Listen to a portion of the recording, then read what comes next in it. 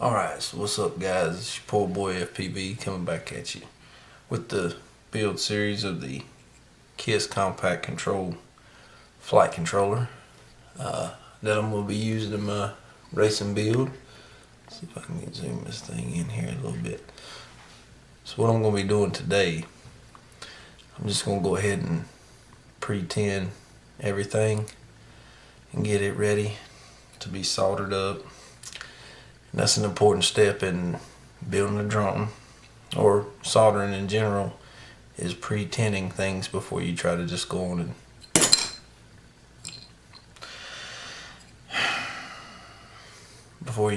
and try to solder things up. A little step I missed the last time was going ahead and soldering these two pads up. These are extra LiPo pads for connections for power.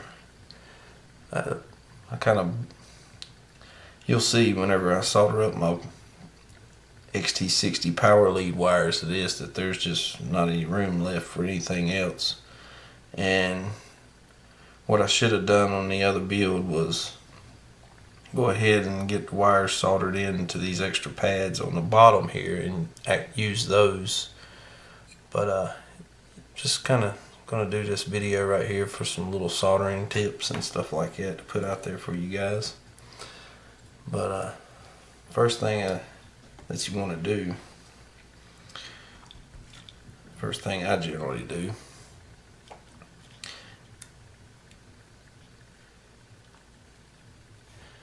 see if I can get this thing in the,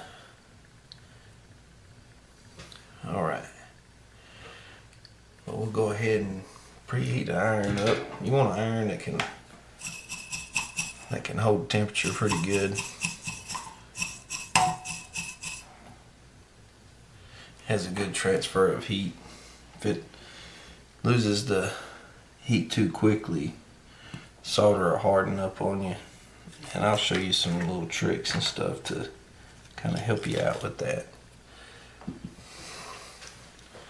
But you just want to go ahead and tin your tip a little bit, get some good fresh solder on it,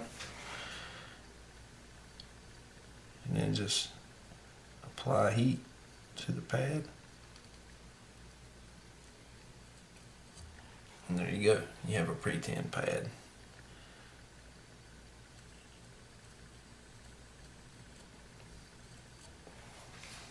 The smoke is what you want to see on the iron. That lets you know that there's flux still in the iron. If you don't have any smoke, it means all the flux is gone and it's not going to flow as good. It's important to always work with a clean tip, or as clean as you can get it.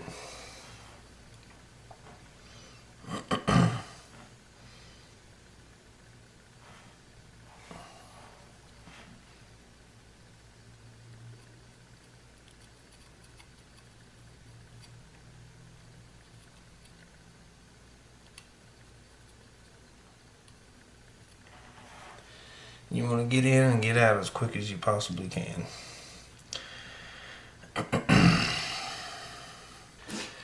So generally, if you're having trouble with a part and the solder isn't wanting to flow very good, it's always good to keep some solder flux around. See if I can get it to focus in. Flux pen, solder paste flux. This is some no clean stuff. It doesn't make a mess, and it's not going to be hard on my electronics. So I generally like to use that.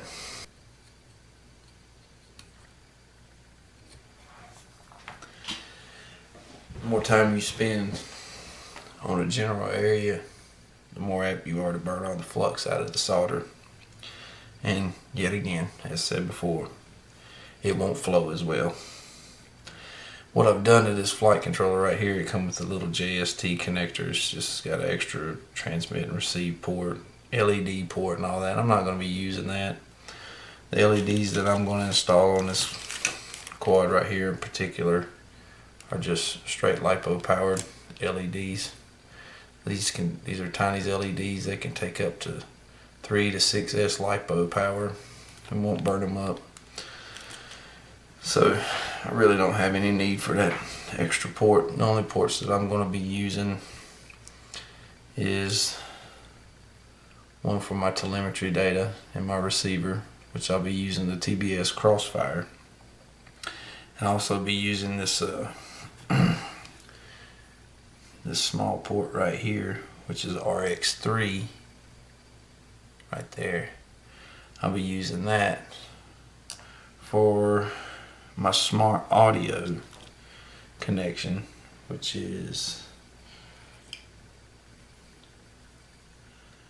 this white wire right here on the TBS Unify Pro HV. So I'll be using this white wire right here and connecting it to RX3 so I can change my channels, band frequencies and all that via a Lua script through my Taranis radio, which is a really nice feature to have when you're at the races and you have to change channels on the fly, which you don't have to do it through a Lua script. You can do it through built-in on-screen display. There's many ways to work around that.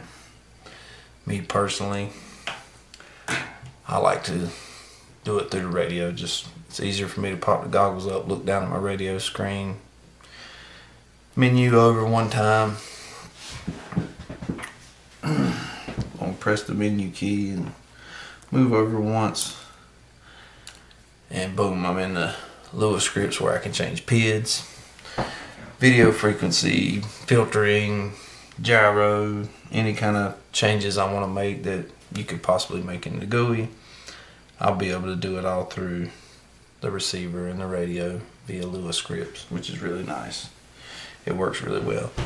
What I've done already as far as the canopy is I went ahead and put my camera in here. I'm gonna see how well this camera works without messing with any of the settings in it. If I need to make any changes, I'll go back and put the transmit and receive wires back in the JST connector inside this camera. And I think KISS has just released a GUI that makes your UARTs more, I guess, user-friendly, configurable, something kind of similar to Betaflight. So you'll be able to take your UART ports and set them up for whatever you want. So now I have that pre-tinned, it's ready to go. Now I need to get me a JST connector ready.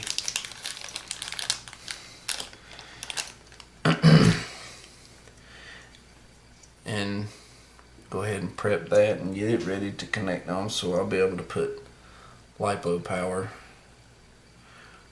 onto this. I also need to solder on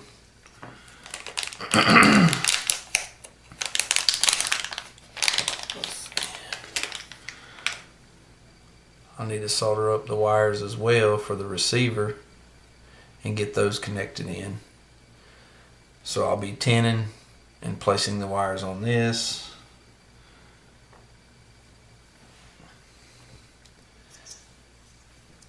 Tinning and adding wires to that so I can put power on the drone. I have some 14 gauge wire right here that I'm going to be using. I'm going to go all black. I'm going to black this out. So I have to be really careful and pay really close attention to which one's the positive and the negative side. And also whenever I connect it up to the flight controller to power it.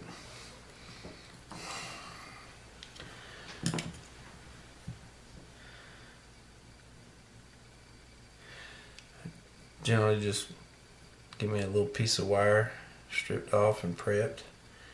Clean it off.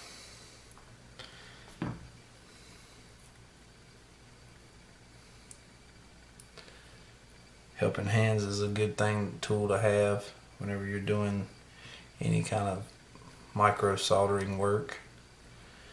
And even just like we did with the flight controller, we're going to do the same thing with this wire as well. It's always good to pre-tin your wires, pre-tin your iron.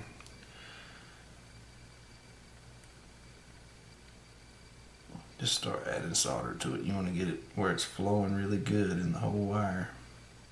I mean, you got plenty of solder in it. And there. Let's see.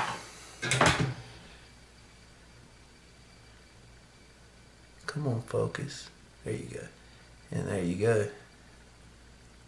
Got plenty of solder in that. Pre-tin my XT60.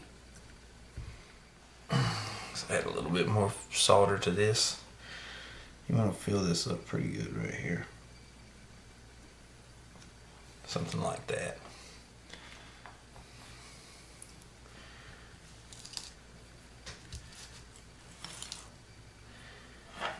And then we'll just take this wire right here and just lay it on top.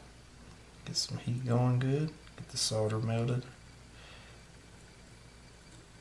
And there you go. Let it dry. And that's a good connection there. That's not going to go anywhere. If you're looking for a certain wire length on this, let's go ahead and get a measurement of it.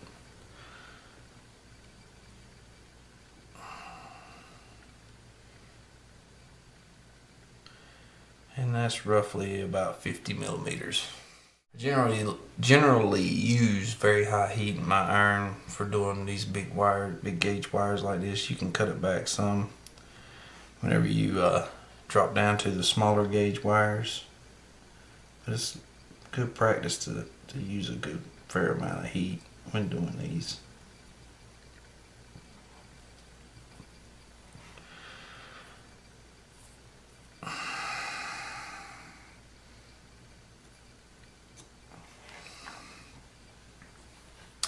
Let's go ahead and make this connection.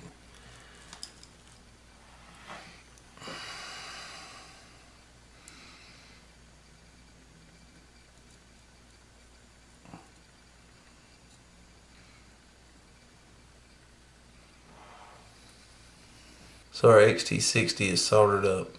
It's prepped and ready to go. Some people would say it's not enough, but it'll hold. It's good enough for me. I believe it'll hold very well. And all we got to do next is just add a little heat shrink tubing to it. Just need to shrink it down just a little bit so I want it to slide down in down the side of the XT60 just a little bit. This seems like a little added layer of protection to me. So just shrink it down and just try to get it started down in that little space right there. And there we go. We have a XT60 prepped and ready to go. And even for a little added extra layer of security,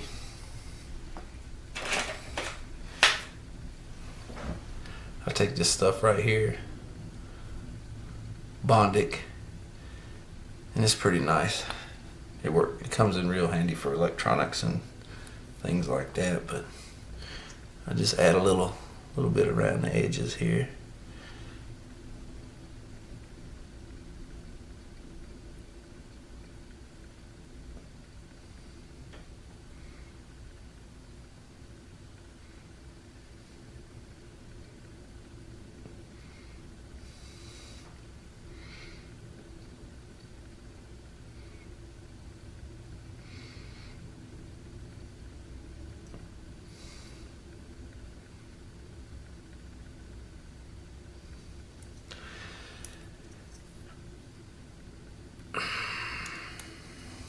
This uses ultraviolet light to set this stuff up really quick, and it works really good. It sets it up really fast. I picked this stuff right here up at my local hobby shop around this area. It's a little inexpensive, but it's something really nice to have, and it works really good. It's already set up hard and ready to go. About like super glue kind of. It's got a little rubbery content to it, but it's not bad at all. So the next thing I'm gonna have to do, my camera's fixing to die on me, so this is about as long as this video is gonna be. But I'll just make these right here about the same length and just attach them to the LiPo leads. And I'm probably gonna go ahead and get all the wires that I'm gonna be attaching to this bottom part right here, which I'll be getting power from the LiPo. And what I'm using is the UniFi Pro High Voltage Edition, so I can use full battery voltage to power this LiPo. This VTX. So I'm probably going to solder this in to the power and ground leads, as well as powering my LEDs. And on the last build, I forgot to solder up my voltage sensing wire for my camera, so I'm going to go ahead and solder that in as well. That way when I get ready to place this thing into this frame here, I already go ahead and put the battery strap in because it's so tight. There's hardly any space, and I put a thin layer of electrical tape along the bottom. Everything, all the soldering work is done, and then I can attach this to the frame and build out from there. And I'll be showing that in a later video. I just wanted to show some little soldering tips and techniques. And like I said, if you run into a situation where you make a big mess, it's nothing that you can't fix. Just remember, keep in mind that flux really helps a bunch with keeping the solder flowing